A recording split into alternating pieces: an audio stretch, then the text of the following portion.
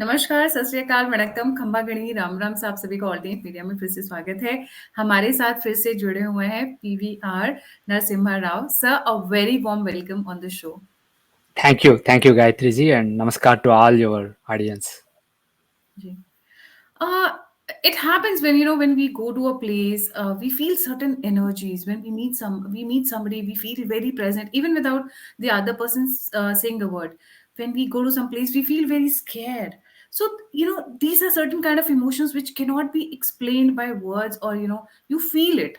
You feel certain energies. So the topic of today is you know um, how we feel positive and negative energies when we meet a person or when we go to a place, and what do they actually imply? What is the science behind such kind of energies?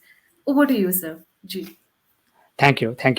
Uh, the bottom line is whenever whoever is at a particular place, whatever thoughts that person engaged in, whatever actions that person engaged in, there is a vibration in the consciousness. According to Vedanta, the whole universe and all the beings are one connected Atman, one connected Brahman.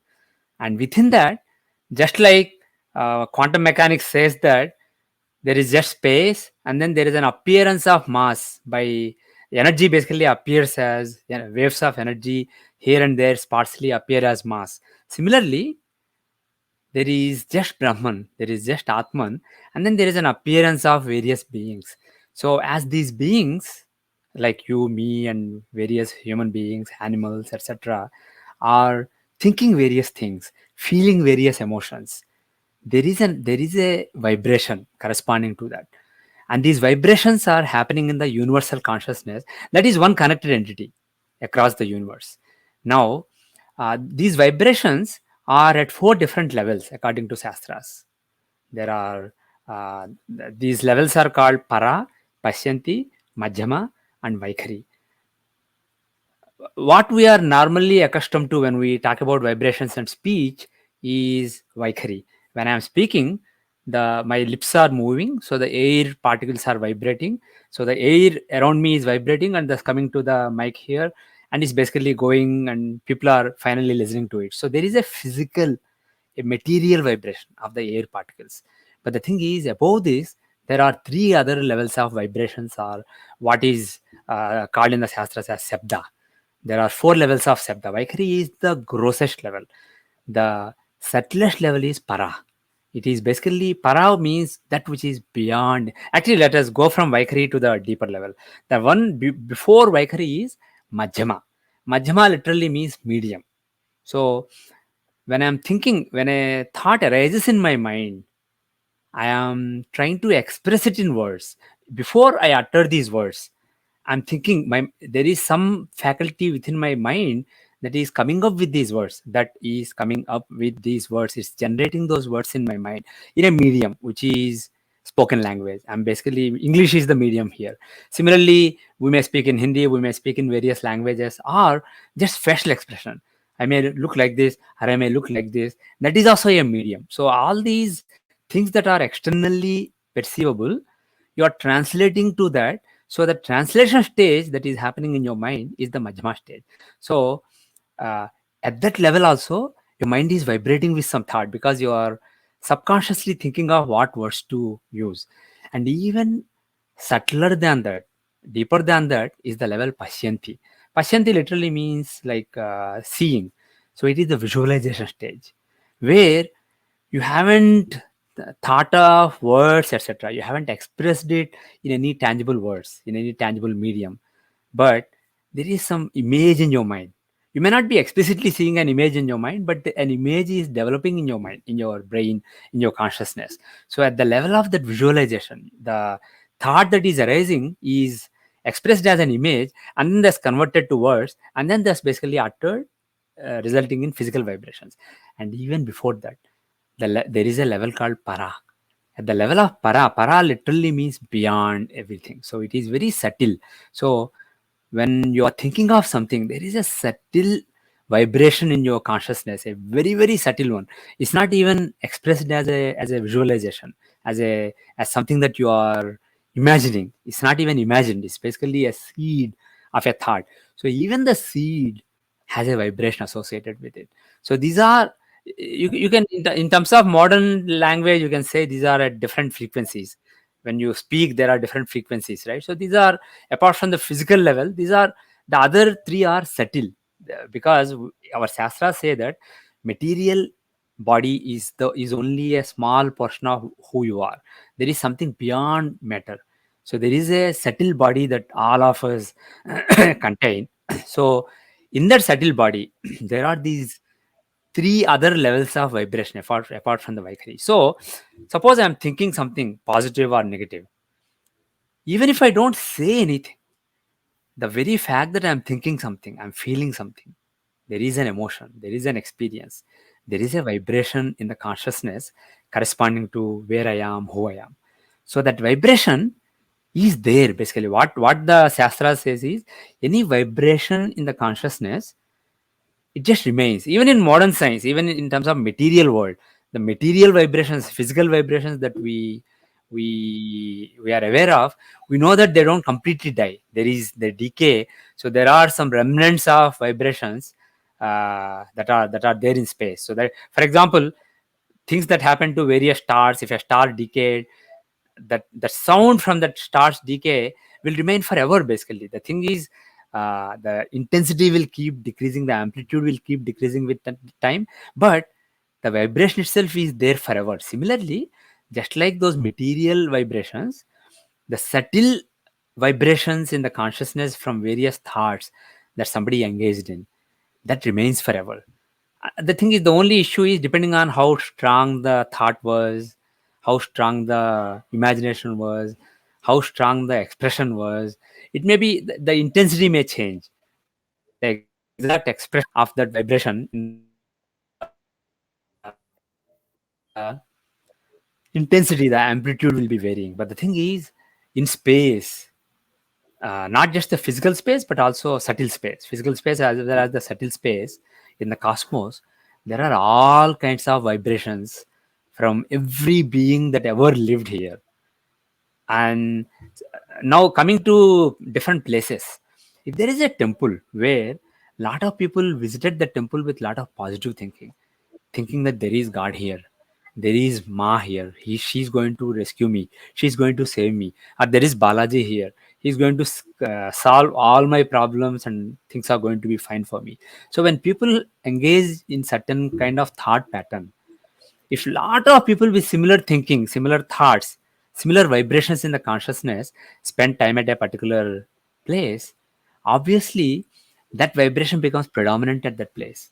So when you are at that place, see, another thing is, now that vibration that is there at different levels, para, pasyanti, madhyama, vaikhari, that touches your consciousness, because you exist not only physically, you also exist at various levels yourself. So at the subtlest levels of your being, those vibrations that are there remaining in that space will touch you. If, of course, if there is a loudspeaker and if somebody is playing a mantra there, you hear it physically. But the thing is, even if it's not physical, even if it is a subtle thought in the mind, a visualization in the mind, or just a seed of a thought in the mind that things are going to be great now. I'm at a great place, things are going to be great now. So like that, the thoughts that various people engaged in create an energy pattern in a place. So some places where people engaged in a lot of negative thinking, a lot of sad thinking, places of disasters, etc.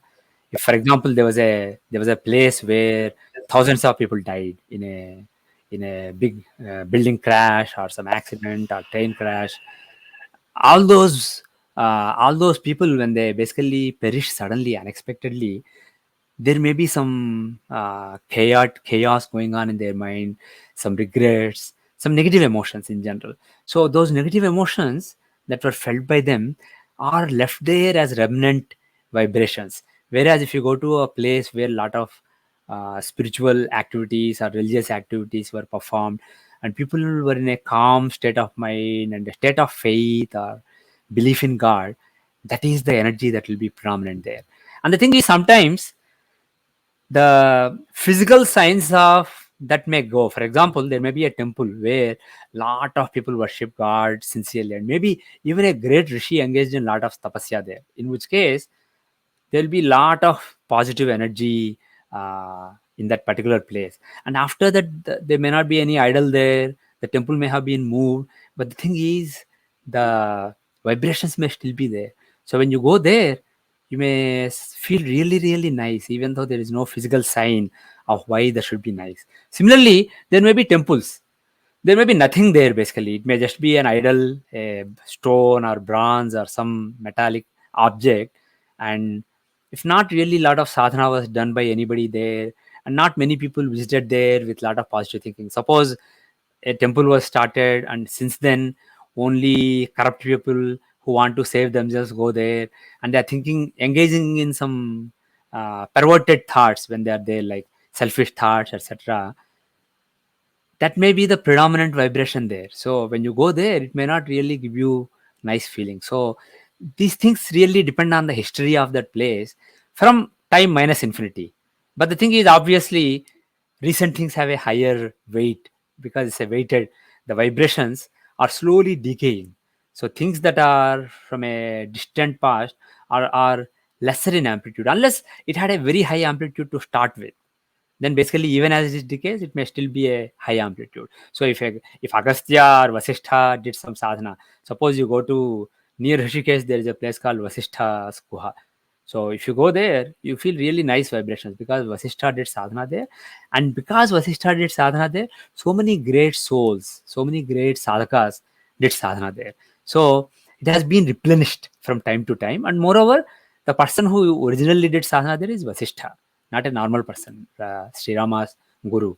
So, depending on the amplitude of the energy when it started, and depending on the time that has passed, the energy that is remaining now, will be the residue energy. Residual energy will be accordingly. It is varying. It's not fixed. But the bottom line is, some places do have a lot of positive energy, and some places, especially places of great accidents, big accidents, etc., have a lot of negative energy. That is why some people, they actually go to places of negative energy, places of accidents, and try to do some sadhana there, try to do some pujas, intense sadhana there, so that you are compensating for the negative vibrations there, so that the places are kind of sanctified. Right. Sir, you said a person carries a negative and a positive energy, and sometimes it's not even necessary that we need to identify. But for some people, they are not able to make up their mind whether the person they are interacting or the place they are visiting is a Mhm. positive or negative energy. How do we identify these, especially when the signals are mixed? Like Yeah, that. it is very difficult because first let's talk about places and then we'll come to people. So if you go to a place, there may be multiple effects there. There may be multiple uh, influences. It may not be a singular influence, but the thing is, predominantly, if there is a positive influence, you will feel more relaxed. You will feel more calmer. Or in some cases, it may not be a peaceful or calming kind of energy. You feel more energetic and you feel like you got some new energy to do some things, important things that you are planning to do, but you are postponing. So there may be a boost of energy or boost of calmness, basically things that are helpful in your journey of life. If you feel those emotions in a particular place, probably that's a good place for you to visit frequently. Whereas if you go to a place and you feel dull, you don't or you feel agitated, basically the opposite of peacefulness. You feel agitated, nervous, or you feel dull, you don't feel like doing anything. Perhaps that place has a negative energy. So the thing is, there are multiple signs, but you basically see what is the predominant influence of that place. And of course, in many places there may not be any predominant influence because the residual energy may be very little, and it may not really impact you that much, so you may not really care. But the thing is, if you really feel at a particular place, if you feel something special, either positively or negatively, it is a good idea to be sensitive to that, and not basically spend too much time in that particular place. When you see, people look at vastu when they go to a house, they look at Vastu, etc. See, Vastu is important, even though I will say, just like Jyotish Shastra, Ayurveda, etc., a lot of traditional subjects of rishis have been corrupted. So the understanding, today's understanding, may be superficial. There may be more depth to it, just like in Jyotisha. So, but the thing is, Vastu is a valid science. But the thing is, apart from the Vastu of the physical space, there may be positive and negative energy. So when you go to a place, even if it has good Vastu, if you feel agitated there, or you feel really dull there, probably it's not a good idea to buy your house there or buy your office space there. So be aware of not only the other rules, but also how it makes you feel. And there is one more thing. Some people, they have a kavach around them. If you do a lot of sadhana, a kavach literally means a shield. An aura, a shield of aura is created around you, as you, if you engage in the same sadhana. Basically what happens is, you do, let's say, Durga Kavacham or Chandi Kavacham or Narayana Kavacham every day, or doesn't even have to be a Kavacham. Of course, Kavachas are specifically protective in nature. Suppose you do Saptashloki or Saptasati regularly, or you read Aditya Hridayam regularly, then that Devata's energy, you are contemplating that Devata's qualities, you are surrendering to that Devata. So as you think of a particular Devata and the nature of that Devata, those qualities of the Devata, that nature will start establishing itself in your consciousness. So slowly, a little bit of your personality is placed by the personality of the Devata that you are worshipping. So that basically, that becomes an energy shield around you. And particularly if somebody chants a kavacham, like Chandi Kavacham, Narayana Kavacham, Varaha Kavacham, Venkateshwara Kavacham, there are so many kavachas. If you chant a kavacham on a regular basis, it certainly creates a protective shield around you. So in those cases, it's basically like, uh, you you are going to a place where there's a loudspeaker, but your ears are covered with an earplug, so you hear it very faintly. So like that, your subtle body is not so sensitive to the vibrations around it. Basically, you're shielded from some of the vibrations. So some of the vibrations that are inconsistent with the Devata. Suppose you are worshipping Narayana Kavacham, and then there are a lot of dharmic vibrations there. A lot of dharmic work was done there, and there's a lot of energy to do dharmic work. That will not be shielded, because that is consistent with the nature of the kavacham. So it basically, you benefit from that, the nature of the vibrations that are consistent with the devata that you are worshipping. But things that are inconsistent, you are shielded from it. So doing some prayer regularly, like a kavacham, is a useful thing to shield yourself from undesirable influences. Uh, so the thing is, what I was trying to say is, some people are more sensitive, some people are less sensitive to these things. It depends on how much protection they have, how weak their protection is, or how strong their protection is. So different people are sensitive in different ways. Now coming to people, जी, just like I said, the energy, places have their own energy. People engage in various thoughts. So all the thoughts that you ever engaged in this life as well as previous lives, because the thoughts you engaged in your previous life do remain with you as vasanas within your chitta, which is a part of the subtle body. Those are those remain there as uh, things that pull you in some direction, things that push you away from some things or pull you towards some things. So those vibrations are there in your consciousness.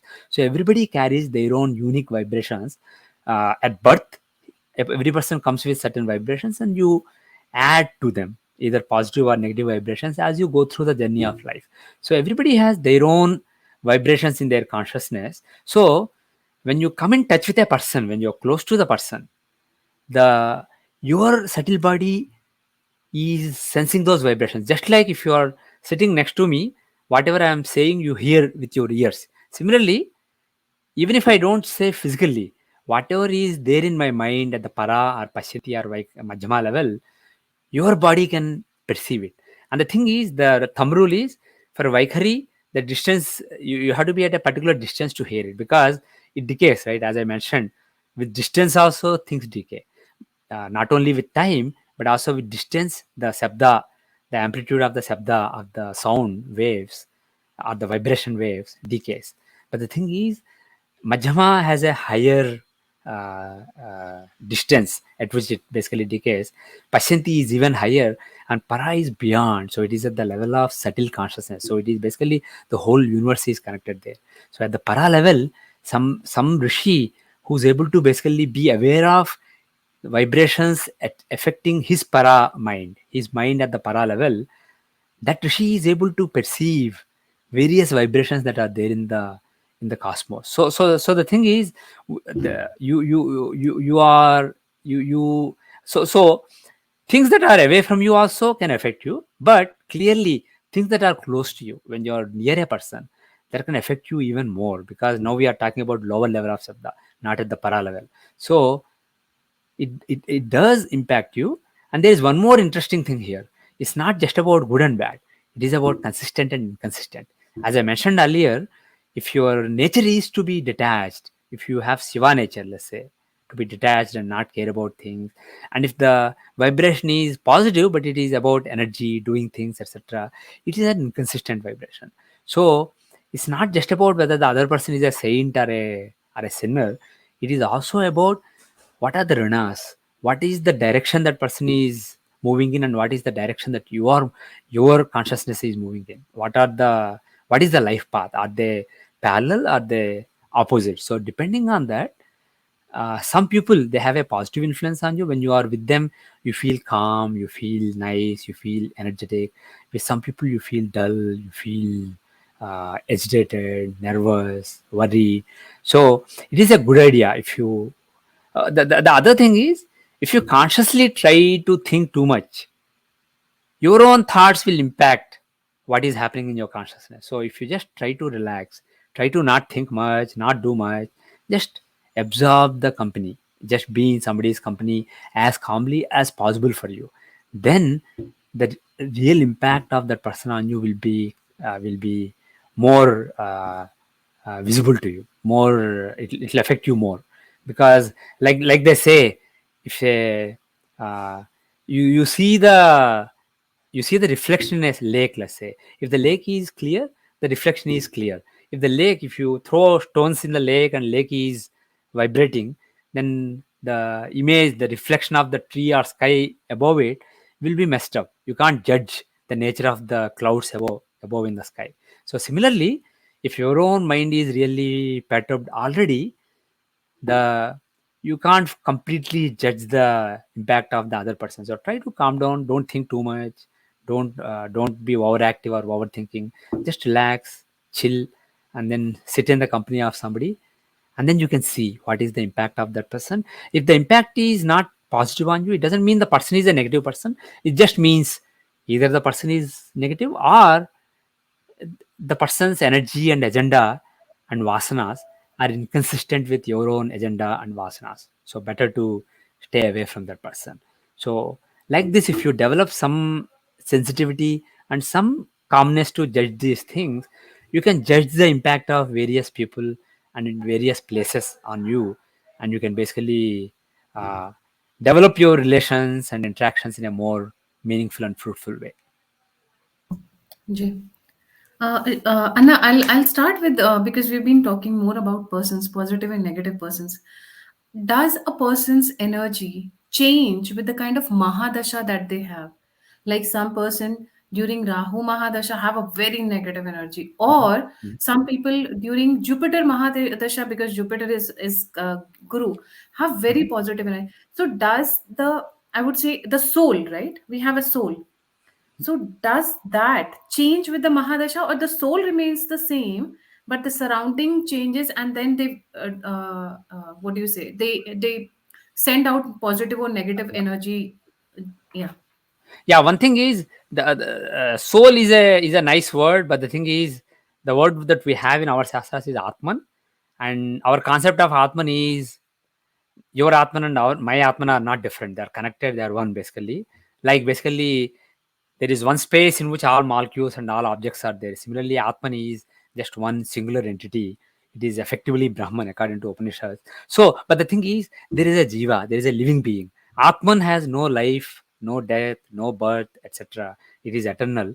But the jiva, the living entity, which is characterized by uh, uh, manobuddhi chitta ahankara, your ego sense, your I sense, your chitta, your memories, your subconscious and conscious memories, your mind, your perceptive mind, your buddhi, your intellect, the discriminatory intellect.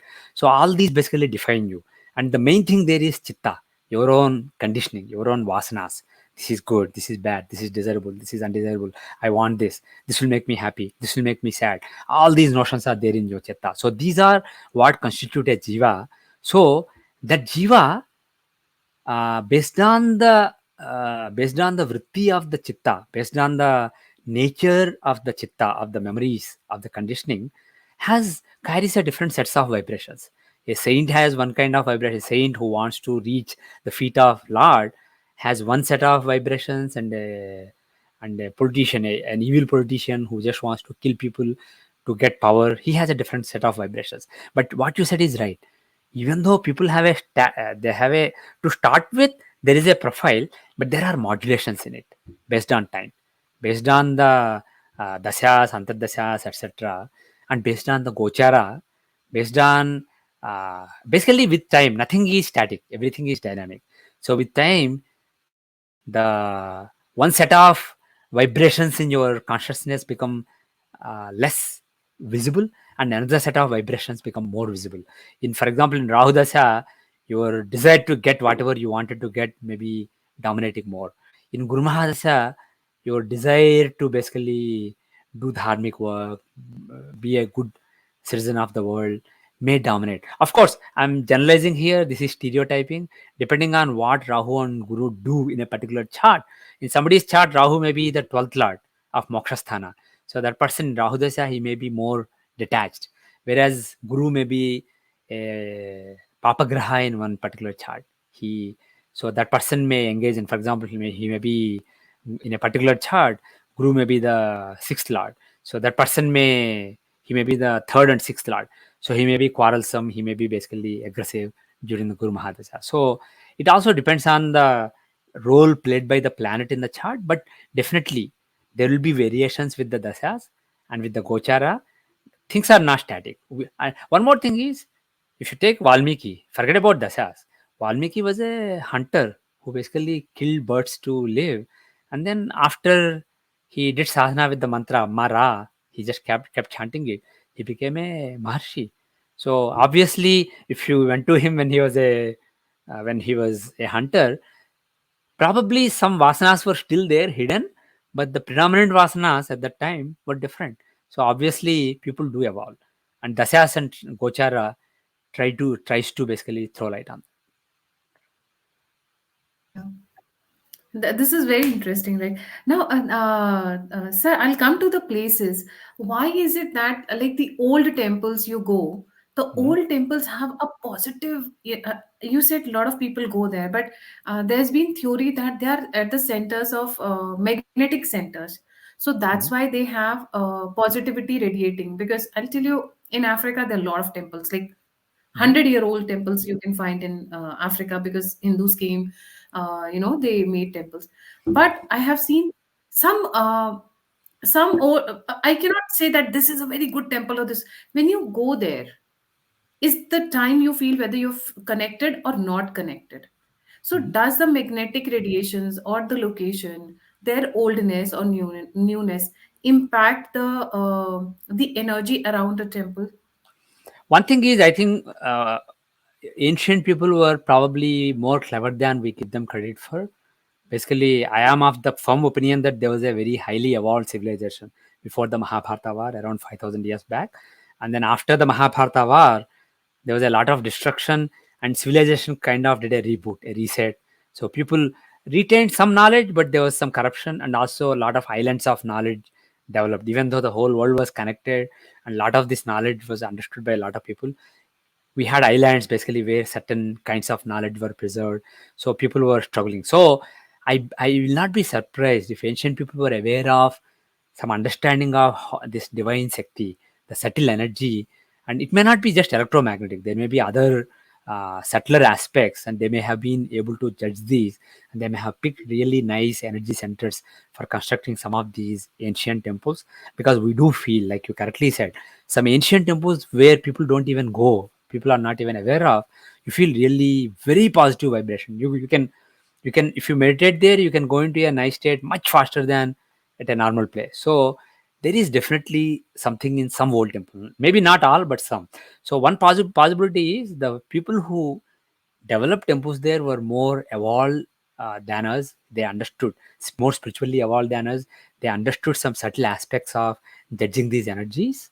And it may not be just physical. Electromagnetic is just a physical aspect. There may be other subtler aspects that we are not aware of now. The other thing I will say is, uh, people of those days were definitely capable of doing more sadhana. Now, if somebody meditates for half hour, he's like, "Can I stop now?" It's very rare for somebody to spend 8 hours a day meditating. Or, but the thing is, in the old days, there were people who were spending the whole day meditating. And when you do that, when you basically divert your mind from the sense objects and focus it inward for such a long duration, you will definitely overcome your vasanas, and you will be in a nice state. You'll be much closer to the Atman, the indwelling self, than people today are. So the spiritual caliber of the people then was higher. So when they did intensive sadhana, those vibrations will energize that place with a rich kind of energy. And the other thing is, if it's an old temple that lost its popularity long back, probably a lot of modern people did not visit, which is a blessing in disguise, because many popular temples are frequented by people who just want money, fame, or I want that girl to be attracted to me, or I want 10 girls to be attracted to me. This kind of really undesirable thoughts, really very low level thoughts, very lowly desires people have these days, because we are living in deep Kali Yuga. People have a lot of perverted thinking. So they may be God fearing, they may go to a temple, but there will be a lot of undesirable thoughts. So those are polluting. Those are basically diluting the energy. So if there is an old temple that wasn't frequented, and moreover, this really increased in the last few hundred years. Even 1,000 years back, people were much purer. Even I'll say 400 years back, people may have been more primitive in their ways of living, the way we look at it materially. But the thing is, they were simpler people. Their needs were simpler. In the end, needs and desires are what corrupt your mind. If your needs are simple, your desires are simple, it is easier to find God than if your needs are really really messy and complex and convoluted. So when this decadence happened in the human civilization, that was predominantly in the last millennium or last few centuries. So if any temples that weren't really frequented by a lot of people in this duration, it's a blessing in disguise. So I think all these reasons probably contributed to some of the ancient temples really having that pristine energy even today. No, it is my own experience that there have been many places in Africa I went, and then all of a sudden one day I was driving through some road, and I saw a small temple kind of a thing. Hmm. And combined with all the temples that I have visited in Africa, Hmm. that place, that secluded place where there was a banyan tree, small, it's not a very big temple, but just a small, very small, one small structure. And when you sit there, the kind of feelings that you get, I can still relate myself to that temple only, not to the others. And those kind of temples, they leave a mark in your heart. Like when you want to go to a temple, you want to go there, absorb those energies, and feel better. They heal That you. is I mean, absolutely true, sir. Yeah, that is absolutely true. The thing is, one thing people think is temples don't have to be just uh, temples of Hindu devatas. See, I believe that in the old days, whole world was connected, and there was just Sanatan Dharma practiced everywhere. And some of these traditions that are practiced in South America, Africa, Central America, or even North America, all these may have been connected in distant past that we lost track of now, because we do see some similarities between the practices, between the nomenclature of the devatas, between the imagery, iconography of the devatas, etc. So if you not only in Africa, in North America, I do see some places where there are some places where Native Americans spent a lot of time. You can find some nice energy, and it doesn't even have to be a temple. There are some sacred spots that basically Native Americans considered sacred, and they did some sadhana their own in their own way, tried to connect to the divine in those places for generations. And those places, if you go there, you especially you find such places more, even in where I live, northeastern US, we have some, but particularly in the northwestern southwestern US and northwestern US, the western parts of US, we have a lot of such spots. So I believe that whole world has a lot of such energy centers as a result of sadhana done by simple and humble people who really desired to connect with divine and did not have a lot of complex and convoluted desires in life. Right. Sir, but have you noticed? I mean, we are talking about positive, but we also have to. We cannot forget the negative. The balance of nature, as we say. Right. Places where there have been wars, or where there have been a lot of people. For example, I'm just giving Right. you Kurukshetra. Yeah. There's always a negative energy, and that place has never been happy. Go to Middle East countries. Yeah. Is it? How do we explain these areas? The negative centers, rather. Yeah. Like I said, if somebody did a lot of negative activity or somebody suffered great mishap, if the jiva is forced to leave the body suddenly, without planning, without preparing, and there is an element of shock there, then there is a lot of distress there. So the distress that is felt by innumerous people in a big war, if you go to places where big wars happen, or go to, for example, when if you go to Jallianwala Bagh, you try and sit meditate there, you can feel some agitation. So there are places like that where there is some mishaps happen. A lot of people unexpectedly lost life suddenly, or a lot of destruction happened, a big accident happened, or big war happened. There is some negative vibration there. So that is why, like I said, some people try to go and create positive energy to balance that. But the thing is, usually people just avoid those places. So you just end up having those vibrations there for a long time. So unfortunately, we do have such places. The thing is, in the case of in modern places, we know, yeah, this thing happened here, this thing happened here. But there are places where you don't know what happened, but it is possible that 1,000 years back something really disastrous happened there. You may not know what it is. So when you go to some places, you do feel some really negative and disturbing energy.